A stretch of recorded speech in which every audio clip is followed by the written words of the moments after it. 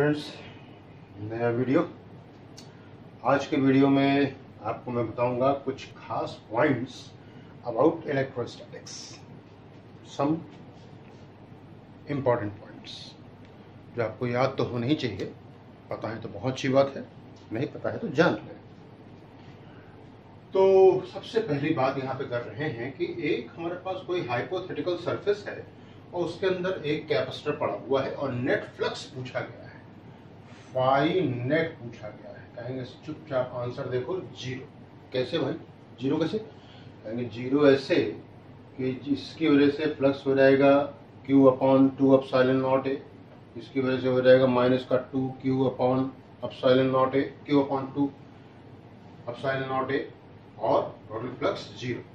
ये डाइपोल रखा हुआ है, डाइपोल की वजह से टोटल फ्लक्स पूछा गया है। कहेंगे इसमें एक डाइपोल नहीं, आप 10 डाइपोल रख दीजिए, 20 कैपेसिटर और रख दीजिए, टोटल फ्लक्स की वैल्यू हमेशा हमेशा रहेगी जीरो, क्योंकि फ्लक्स जो है वो स्केलर क्वांटिटी है। आउटवर्ड और इनवर्ड के ऊपर ये डिपेंड करता है। और आपको फॉर्मूला और बता दूं, एक बार याद रहना चाहिए, फाई बराबर इंटीग्रेशन E/ds होता है और फाई बराबर ही Q/एप्सिलॉन नॉट होता है। जैसा सवाल हो वैसा रख लिया जाए। ध्यान रहे ये E.ds है, E.ds, और ये ds एरिया वेक्टर है और एरिया वेक्टर का मतलब हो गया दिखाए गए सरफेस के परपेंडिकुलर। आप चाहे तो यहीं पे एक सवाल भी लगा लीजिए इसी से रिलेटेड। इलेक्ट्रिक फील्ड दे रखा गया है, मान लीजिए 5i cap plus 10j cap plus 20k cap, और कोई एरिया है जो कि रखा हुआ है YZ प्लेन में, और इसकी वैल्यू हो रही है, बोल रहा है, मान लीजिए इसकी वैल्यू बता रहा है कि 10 मीटर स्क्वायर है, फ्लक्स पूछा गया है। कहेंगे फाई बराबर सर E.ds लगाइए, और ये YZ प्लेन में है तो इसका एरिया वेक्टर जाएगा x एक्सिस पे और इसकी वैल्यू हो जाएगी 10। और इलेक्ट्रिक फील्ड आप कौन सी काउंट करोगे? ऐसा जो है YZ प्लेन है, x हो जाएगा, तो यहाँ पे यही वाला जो है फ्लक्स काट पाएगा। YZ प्लेन में है मतलब क्या हो गया कि जो है area vector is along I axis ना, तो ये हो जाएगा 5 I.ij.jk.k 1 होता है, एंड दिस इज 50 वोल्ट। ये क्या होता है? Electric field volt per metre into ये वो metre square, volt into metre. ये हुई बात आपकी इलेक्ट्रिक फ्लक्स की। अब बात आप आगे एक और देखिए, एक और बात आपको बताता हूं यहाँ पे, वो ये है कि जीरो एरर कोई चीज होती है, something is zero error. Zero error क्या चीज होती है? कह रहे हैं अगर कोई ammeter, if an ammeter does not read zero when no potential difference is applied then it is called as zero error. यानी कि हमने अमीटर के अक्रॉस कोई पोटेंशियल डिफरेंस नहीं लगाया, कोई सेल नहीं लगाया, कोई बैटरी नहीं लगाई। अरे भाई, तो अमीटर जो है अब कोई रीडिंग नहीं देना चाहिए, लेकिन नहीं साहब, अमीटर जो है जीरो रीडिंग नहीं दे रहा, अमीटर कुछ रीडिंग दे रहा है, या तो इसको कहेंगे क्या? Zero error. इसको भाषाबद्ध करें तो कहा जाएगा if expected zero does not become zero then it is called as that instrument has occurred zero error. तो ये बात हो गई हमारे पास जीरो एरर के सवाल के लिए। अब आगे आपको यहाँ पे दिखाया जा रहा है एनर्जी डेंसिटी के बारे में। Energy density, energy per unit volume. Electrostatics में कहाँ पे जो है पूरे फिजिक्स में बल्कि कि कहाँ पे एनर्जी डेंसिटी है, ये इलेक्ट्रिकल एनर्जी डेंसिटी है half epsilon not E² B² /2 μ0। Pressure जो है वो भी एनर्जी डेंसिटी है। कैसे? कहेंगे प्रेशर बराबर फोर्स अपॉन एरिया हो गया। कहेंगे यस। अब ऊपर x से नीचे x से मल्टीप्लाई कर दिया, okay. F into x upon A into x. F into x क्या हो गया? Work done. A into x क्या हो गया? वॉल्यूम। वर्क हो गया क्या? एनर्जी, अपॉन में volume, energy per unit volume क्या हो गया? Energy density. Half into stress into strain, electricity sorry elasticity में half y into strain square, elasticity में stress square upon 2y, elasticity में। इन सभी का डायमेंशन एक ही रहेगा जो कि प्रेशर का होता है, यूनिट भी एक ही रहेगा, लेकिन इनका स्वरूप जो है वो अलग अलग रहेगा। अब आपको अगले सवाल पे लेके आते हैं, देखें ध्यान से क्या कह रहे हैं कि अगर कहीं पे जो है UD बराबर हाफ एप्सिलॉन नॉट E² है, if separation between a charge capacitor increases then UD कह रहे हैं कि कांस्टेंट, कैसे देखते हैं कोशिश करके देखने की। तो कह रहे थे कि आपका जो है कैपेसिटर जो है चार्ज है, कैपेसिटर चार्ज है तो आपको चार्ज Q कांस्टेंट हो जाएगा, Q स्क्वायर अपॉन 2C हो जाएगा, ये एनर्जी लगाना पड़ेगा। UD बराबर हो जाएगा U अपॉन वॉल्यूम, तो Q square upon 2C into AD हो गया। अच्छा, Q स्क्वायर अपॉन 2C बराबर क्या कहेंगे, K epsilon not A upon D, ऊपर D चला गया, A into D, D cancel. UD की वैल्यू क्या आ गई, मैं दोबारा से बोल दूं बल्कि कई बार बोल चुका हूँ। UD is energy density, energy per unit volume, तो ये हो गया Q square upon 2K epsilon not A square, which is independent of separation between two plates, but it is inversely proportional to square of the area of the plate। ध्यान रहे भाई, ये area के square के inversely proportional भी है, लेकिन अगर ये चार्ज कैपेसिटर है तो energy density separation between two plate से क्या हो गया, इंडिपेंडेंट। तो ये बात हुई इसकी। अब आपको लेके आते हैं अगले सवाल पे, और अगला सवाल ये कह रहा है कि अगर हमारे पास एक सवाल ऐसा सवाल होता कि ये हो गया है 2 माइक्रोफैरड, ये हो गया है आपका 4 माइक्रोफैरड, ये हो गया है आपका 1 माइक्रोफैरड, ये हो गया है 2 माइक्रोफैरड ना, ऐसा हो गया है। तो कह रहे हैं कि यहाँ पे हो गया है 5 माइक्रोफैरड। बताइए total capacity between A and B क्या होगा। कहेंगे सर जी ये तो आपने बैलेंस व्हीटस्टोन ब्रिज बना दिया, 2-4 का रेशियो 1-2, 1-2 का तो रेशियो 1-2 होगा ही होगा। अब क्या होगा, कहेंगे ऊपर वाले दोनों सीरीज में हो जाएंगे, तो C डैश बराबर 2 इंटू 4 अपॉन 2 प्लस 4, 8/6, तो ये 4/3 microfarad. C double dash 1 into 2 upon 1 plus 2, 2/3 microfarad. आपस में ये पैरेलल में 4/3 प्लस 2/3, 6/3 माइक्रोफैरड, 2 माइक्रोफैरड आ गया, ऐसा हो गया। लेकिन अब सवाल इस बात का, हाँ व्हाट अबाउट दिस 5 माइक्रोफैरड, कहेंगे तो बेकार, क्यों, कहेंगे ये न्यूट्रल हो गया, नल डिफ्लेक्शन मेथड पर आधारित है, व्हीटस्टोन ब्रिज है, ये बेकार हो गया। अच्छा, अब सवाल दूसरा आ रहा है, वो क्या सवाल है, कहेंगे वो सवाल कह रहा है कि मान लीजिए कि अगर यही सवाल का पैटर्न थोड़ा सा मैं बदल दूं, थोड़ा सा मैं पैटर्न को बदल दूं, पैटर्न क्या हो जाए, कहेंगे पैटर्न हो जाए मान लीजिए ऐसा, ऐसा हो जाए, ये हो गया, ये हो गया, ये हो गया, ऐसा हो गया, ये 1 microfarad, 2 microfarad, 2 microfarad, 1 microfarad, 3 microfarad, ये A हो गया, ये B हो गया। अब पूछा जाए क्या होगा, अब क्या होगा इनका net capacity between A and B। तो ऐसे देखने में जल्दी जल्दी करेंगे तो जो है गड़बड़ा जाएगा, 1 2 2 1 इज नॉट, ये आपस में रेशियो बराबर नहीं, आपको याद कर लेना चाहिए ऐसे। क्या रिजल्ट कैसे, 2C1C2, C1C2 दो बार आए हैं, याद करने का तरीका 2C1C2 प्लस ये एक ही बार है, प्लस C1C3 प्लस एक ही बार है C2C3 अपॉन में C1 plus C2 plus 2C3। सीधे सीधे आप वैल्यू लगा देंगे, आपको आंसर मिल जाएगा। नीट में जेई में कहीं पर अगर ऑब्जेक्टिव सवाल है तो आपको ये बहुत ज्यादा ये तरीका आपको हेल्प कर सकता है, इसलिए ये बात आपको यहाँ पे बताई गई है।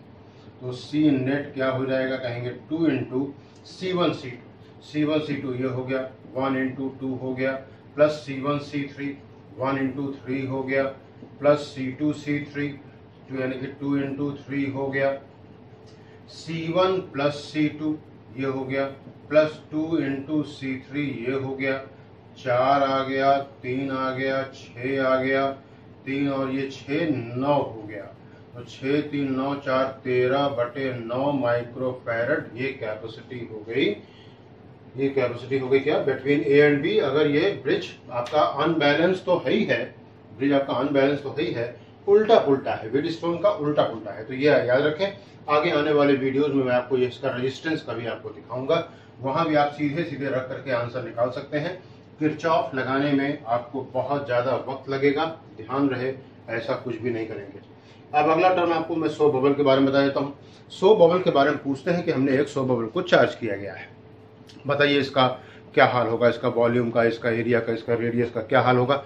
सुनो ध्यान से, जब हम चार्ज करते हैं इसको सो बबल को, तो दो सो बबल में जो है दो फेस होते हैं, एक बाहरी फेस, एक अंदर वाला फेस। बाहर वाले फेस के अंदर वाले सरफेस पे और अंदर वाले फेस के बाहर वाले सरफेस पे सेम चार्ज इंड्यूस हो जाता है, इसलिए दोनों के बीच में रिपल्शन का फोर्स लगता है और उसका बीच का दोनों रेडियस के बीच, दोनों सरफेस के बीच का गैप बढ़ने लगता है और उसका वॉल्यूम, उसका एरिया भी सारी चीजें बढ़ने लगती हैं। और ध्यान रहे ये इस बात से इंडिपेंडेंट है कि आपने चार्ज पॉजिटिव दिया था या चार्ज आपने नेगेटिव दिया था। अब मैं आप लोगों को जो है अगले पॉइंट पे लाता हूं। कह रहे हैं अंडर चार्जिंग बाय रबिंग मास में इंक्रीज और डिक्रीज।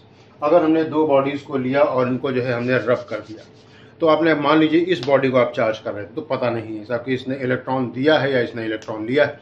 अगर इसने इलेक्ट्रॉन लूज कर दिया है, यानी कि little bit mass has been lost, तो अगर इसने जो है इलेक्ट्रॉन लूज किए, चार्ज लूज किया, मास लूज किया, तो मास कम हो गया।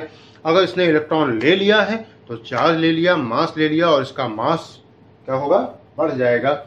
ये अलग बात है कि ये आपका आइडिया बहुत ज्यादा माइक्रोस्कोपिक है, क्योंकि 10 की पावर -31 kg वाला है।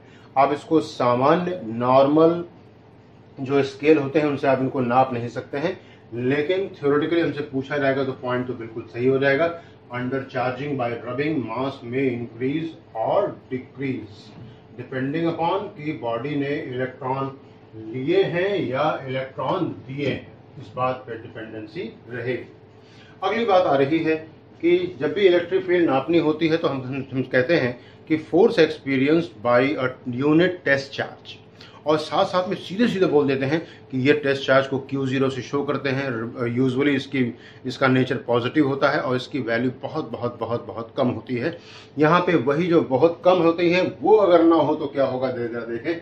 If a point charge is brought in an electric field then it may increase और decrease if it is positive और नेगेटिव।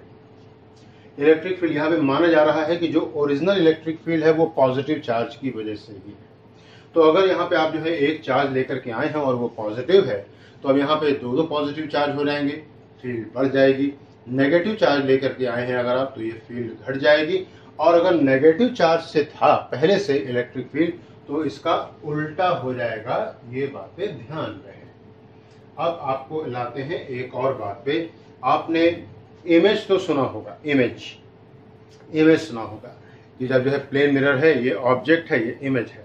चार्ज इमेज नहीं सुना होगा, आई एम श्योर, क्योंकि ये बहुत ही इंटरेक्टिव कंसेप्ट होता है। रेयर ऑफ द रेयरेस्ट ही सिखाया जाता है। ये एक मेटल प्लेट है, दिस इज मेटल प्लेट। यहाँ पे +Q चार्ज है, तो कहा जाता है कि साहब यहाँ पे -Q चार्ज हो जो है अपने आप उतनी ही दूरी पे डेवलप हो जाएगा। कारण पूछा जाए क्या है, कारण साफ है सर जी, यहाँ पे जो है नेट पोटेंशियल कहाँ से आएगा। अच्छा, तो यहाँ पे क्या हो जाएगा सर, यहाँ पे +Q है x डिस्टेंस पे, तो x ही डिस्टेंस पे चार्ज इंड्यूस होगा। और इंडक्शन के बारे में आपको मैं बता चुका हूँ कि Q इंड्यूस जो होता है -Q1 -1/K के बराबर होता है। यानी कि इंड्यूस चार्ज का नेचर इंड्यूसिंग चार्ज के नेचर से उल्टा होता है, और ये मैक्सिमम इंड्यूसिंग चार्ज के बराबर हो सकता है अगर K की वैल्यू होगी इनफाइनाइट, और अगर K फाइनाइट है तो Q इंड्यूस हमेशा Q से कम ही होगा। अगली बात यहाँ पे आएगी इंटरेक्शन एनर्जी की बात है। इन दोनों के बीच में जो एनर्जी है that is called as interaction energy. U बराबर 1/4πε0 Q1 Q2/R 1/4πε0 +Q -Q, यानी कि अल्टीमेटली ये -Q हो जाएगा। तो U बराबर हो जाएगा माइनस का Q²/8πε0x। ये ऐसा हो जाएगा। This is the concept of interaction energy, concept of interaction energy, ध्यान रहे इस बात का। अब बात आ रही है यहाँ पे अगली और वो ये है कि यहाँ पे E प्रोपोर्शनल टू R है, तो dV अपॉन dr बराबर, मैंने यहाँ पे लिख के छोड़ा था माइनस का KR, तो dV बराबर माइनस का KR dr, इंटीग्रेट कर दीजिए इसको तो ये आ जाएगा ऐसा, और V बराबर हो जाएगा माइनस का KR स्क्वायर बाई 2। ये हो गया पोटेंशियल और R के बीच में संबंध। लेकिन अगर आपसे पूछा गया होता V और R के बीच में ग्राफ और सिर्फ 4 नाम दिए होते तो आप सीधे छूट के मारते, क्या एक वेरिएबल की पावर 1 है, दूसरे वेरिएबल का स्क्वायर है, तो जरूर ये शो करेगा क्या, पैराबोला। अच्छा, अब सवाल एक कदम आगे बढ़ गया, इसने 4 पैराबोला खींच के दिखा दिया। अब बताइए साहब क्या होगा। साहब जो है यहाँ पे V है, ये R स्क्वायर है, तो R स्क्वायर बराबर अगर मैं माइनस का 2kV कर दूं, इसका स्क्वायर है, इसको लगा दिया y एक्सिस, इसका सिंगल पावर है x एक्सिस पे, तो ये आपका पैराबोला आ जाएगा, प्रोवाइड कि आपने ये वाला ग्राफ, ये वाला इक्वेशन फॉलो किया है, तब की बात होगी ऐसी। अब आपको अगले कंसेप्ट पे हम लेकर के आ रहे हैं, अगले कंसेप्ट पे, और वो ये है कि अगर ये पार्शियल डेरिवेटिव है, ऐसा है, तो Ex बराबर हो जाएगा माइनस का del V upon del X, minus का, अब यहाँ पे सिर्फ x वेरिएबल है, y और z कांस्टेंट है, तो ये y स्क्वायर हो जाएगा और x स्क्वायर का 2x हो जाएगा, तो ये 2xz हो जाएगा, और Ex एट 1 1 1 कहा गया है, तो ये हो जाएगा 1 का स्क्वायर प्लस 2 इंटू 1 इंटू 1, ये 2 रहेगा, 1 रहेगा, ये माइनस का 3, और ये I कैप हो जाएगा। लगाने वाली बात है, बस लगाना सीख लीजिए जरूर। इस साल के लिए इम्पोर्टेंट बात दिख रही है मुझे। y के रेस्पेक्ट में डिफरेंशियल करोगे तो ये 2xy आ जाएगा, और y का यहाँ पे 1 हो जाएगा, और बच जाएगा z स्क्वायर, और zx स्क्वायर का तो हो जाएगा 0, क्योंकि y इस समय सिर्फ वेरिएबल है, तो बाकी सब कांस्टेंट यहाँ पे रखोगे आप 1 1 1, तो ये हो जाएगा माइनस का 3j कैप। Ez बराबर लगाना है माइनस का del V upon del Z, Z के लिए रेस्पेक्ट में डिफरेंशियल करना शुरू किया, ये 0 हो गया, और ये 2yz हो गया, और ये x स्क्वायर हो गया, और Ez 1 1 1 बराबर हो जाएगा माइनस का 3k कैप। और अगर नेट इलेक्ट्रिक फील्ड कही गई है तो आप यहाँ पे लिख सकते हैं वेक्टर फॉर्म में माइनस का 3i प्लस जे प्लस के वोल्ट पर मीटर। ये हो गया पार्शियल डेरिवेटिव से। मैं फिर से एक बार कह दूं, अगर नहीं आता है तो जान ले, जब पार्शियल डेरिवेटिव कर रहे होते, पार्शियल डिफरेंशियल कर रहे होते हैं, तो जब हम x के रिस्पेक्ट में करते हैं तो y और z का ट्रीटमेंट कांस्टेंट की तरीके से होता है, ध्यान रहे।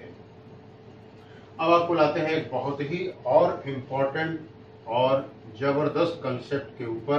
कहा गया है कि यहाँ पे Q1 चार्ज है, इस प्लेट पे Q2 चार्ज है, सारे फेसेस पे चार्जेस की वैल्यू आपको बतानी है। अगर ये 2 प्लेट है तो 3 प्लेट हो तो तरीका ध्यान समझ ले, बिल्कुल ऐसे ही रहेगा। यहाँ पे आपने मान लिया कि Q1 का यहाँ पे चार्ज Q है। मैं थोड़ा इसको अलग से करके दिखाता हूँ आपको, थोड़ा सा बड़ा करके दिखाता हूँ। Q1 है, Q2 है, यहाँ पे आपने चार्ज मान लिया कि ये Q है, तो दूसरे वाले फेस पे चार्ज कितना आ जाएगा ये पूछा जाए आपसे, कहेंगे आ जाएगा charge Q1 minus Q, Q1 minus Q आ जाएगा, यहाँ पे Q1 माइनस Q यहाँ पे आ जाएगा, माइनस Q चार्ज यहाँ पे आ जाएगा, माइनस Q चार्ज यहाँ पे आ जाएगा, तो ये हो जाएगा, इधर को प्लस Q हो जाएगा, प्लस Q हो जाएगा, तो ये Q2 प्लस Q हो जाएगा, ये हो गया चार्ज। अब आपके पास असली खेल ये है कि आप किसी तरीके से Q की वैल्यू निकालें। Q की वैल्यू निकालने के लिए भी हम आपको तरीका बताते हैं कि आप यहाँ पे इस प्लेट में, और ये सब मेटल प्लेट्स हैं, आप Q निकालने के लिए आप चाहे तो इस प्लेट में चाहे इस प्लेट में कोई एक पॉइंट मार्क कर लीजिए, इसको X का नाम दे दीजिए, और अब यहाँ पे सारे चार्जेस की वजह से इलेक्ट्रिक फील्ड निकालने की बात शुरू कीजिए। और इलेक्ट्रिक फील्ड एक फेज से क्या होता है, कहेंगे सिग्मा अपॉन 2 एप्सिलॉन नॉट, यानी कि Q upon 2 epsilon not A। तो इसकी वजह से यहाँ पे इलेक्ट्रिक फील्ड का डायरेक्शन ऐसा होगा, इसकी वजह से ऐसा होगा, इसकी वजह से ऐसा होगा और इसकी वजह से ऐसा होगा। किसी एक को साइन आप पॉजिटिव दे दीजिए, दूसरे का साइन अपने आप नेगेटिव हो जाएगा। तो अगर मैं इधर वालों को पॉजिटिव कहूँ तो ये पॉजिटिव, ये पॉजिटिव, ये नेगेटिव हो जाएंगे। तो यहाँ पे इलेक्ट्रिक फील्ड निकालने जा रहे हैं E एट x पॉइंट। तो यहाँ पे जब आप रखोगे तो 1/2 एप्सिलॉन नॉट A तो कॉमन निकल आएगा हर एक इलेक्ट्रिक फील्ड के एक्सप्रेशन से। तो ये आ गया Q1 माइनस Q, और इधर देखें तो ये माइनस Q, इधर देखें तो ये प्लस Q। क्या हो जाएगा, ये कहेंगे Q1 minus Q, Q1 minus Q क्या हो जाएगा, और यहाँ पे ये वाली इलेक्ट्रिक फील्ड इधर को आ गई तो माइनस का Q हो गया, और ये इलेक्ट्रिक फील्ड इधर को आ गई तो माइनस का Q2 माइनस Q हो गया और बराबर 0 हो गया। चेक करें यहाँ पे कि क्या आ जाएगा इलेक्ट्रिक फील्ड का डायरेक्शन, क्या आ जाएगा net electric field Q1 minus Q2, Q1 minus Q और ये Q minus Q minus Q और ये प्लस Q आ रहा है, प्लस Q आ रहा है, प्लस Q ये वाला कौन सा Q1 माइनस Q ये वाला आ गया, माइनस Q ये आ गया और ये वाला आ रहा है क्या, हाँ माइनस का Q। ये क्या है, चार्ज है माइनस और इसका साइन है इधर को, तो ये हो गया क्या प्लस Q। ये वाला टर्म कट गया और ये आ गया माइनस का 2Q और ये Q1 माइनस Q2। और ध्यान से देखिए तो EX की वैल्यू तो है 0, EX की वैल्यू है 0। तो EX की वैल्यू 0 है तो यहाँ पे क्यों 0 है, मेटल के अंदर इलेक्ट्रिक फील्ड होती कहाँ, तो ये 0 हो गया। तो 0 बराबर Q1 minus Q2 minus 2Q। तो Q बराबर हो जा रहा है क्या, कहेंगे Q1 माइनस Q2 अपॉन में क्या 2 हो गया, Q1 माइनस Q2 अपॉन 2 हो गया, ये हो गया Q। और अब पूछा जाए आपसे कि साहब कि जो है यहाँ पे V कितना होगा, पोटेंशियल डिफरेंस कितना होगा, मतलब V बराबर Q अपॉन C होता है। तो V बराबर ये Q इफेक्टिव हो गया, Q इफेक्टिव हो गया, यही तो होता है जो चार्ज हम लेते हैं कैपेसिटर के बीच का, तो जो है वो यही वाले दो चार्ज तो होते हैं। तो Q1 minus Q2 upon 2C हो गया। ये बात हो गई आज की इलेक्ट्रोस्टैटिक्स में। हमने आप लोगों को जो है आज बहुत सारे पॉइंट्स बताए हैं, इनको भी देखें, इनको भी पढ़ें, याद करें, सीखें। और हाँ, आप लोगों को एक बात और बता दें कि जल्दी ही मैं आप लोगों को जो है एक आपको ऐसी प्रॉब्लम से निकालने वाला हूं जहां पे बहुत सारे स्टूडेंट्स को याद नहीं होता है, पढ़ते हैं तो समझ में नहीं आता है, बहुत सारी चीज़ें हैं। हाँ, और हाँ, उनको पढ़ाई के प्रति श्रद्धा बहुत है और अपनी हर एथिकल वैल्यूज़ के ऊपर भी श्रद्धा है। उनको मैं एक बहुत जल्दी बहुत अच्छा सा उपचार देने वाला हूं जो कि साइंटिफिक होगा और स्पिरिचुअल होगा। हम फिजिक्स के लोग हैं, हम लोग कभी भी अंधविश्वास पे विश्वास नहीं करते। जो करके देखते हैं, जो सीखते हैं और वो प्रयोगात्मक तौर पे सही उतरता है तभी उसको मानते हैं, अदरवाइज मानते नहीं। और वही हम अपने स्टूडेंट को भी सीखने के लिए कहते हैं। आज के लिए इतना ही, धन्यवाद, ऑल द बेस्ट।